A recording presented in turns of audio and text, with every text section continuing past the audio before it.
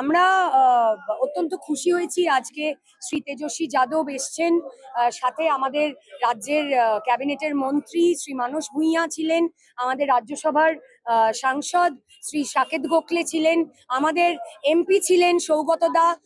আমরা খুব খুশি হয়েছি এবং অবশ্যই তিনি এখানে এসে তার মনের কথা বলে গেছেন তেজস্বী যাদবজি, এবং তিনি বলে গেছেন যে বিহারে কি কি করেছে। বিহারে তখন ছাতু খেয়েছে ইলেকশনের সময়, আর এখন বাংলা এসে ইলেকশনের সময় ঝালমুড়ি খাচ্ছে। এই নাটকটা কি মানুষ বুঝতে পারে না?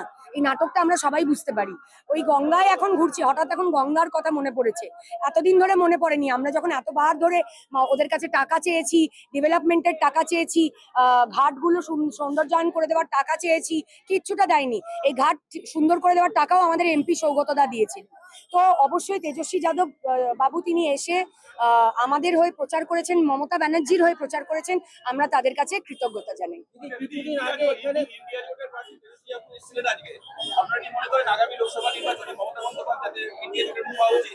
অবশ্যই তিনি তো পথ দেখিয়েছেন, তিনি তো পথ দেখাবেন আগামী দিনে।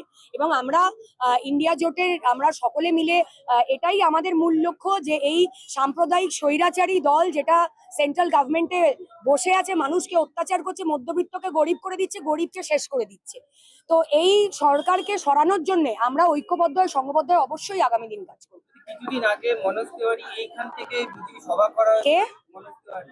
আচ্ছা, উনি কোন দলের হয়ে এসেছিলেন? আচ্ছা আচ্ছা। সেখানে দাঁড়িয়ে বলা হয়েছিল সজল ঘোষ যদি যেতে তাহলে মন্তব্য পাবেন, কি বলবেন? আমার কোনো কমেন্টস নেই এই বিষয়ে।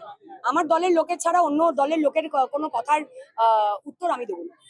আচ্ছা, বড়নগরে প্রচুর জায়গায় দেখা যাচ্ছে যে আপনার পোস্টারের উপরে সিপিএম এবং বিজেপি দ্বৈতভাবে পোস্টারিং করেছে, এটা নিয়ে কি বলবেন? হ্যাঁ, ওরা তো জোট মানে গঠবন্ধনে কাজ করে সবসময়।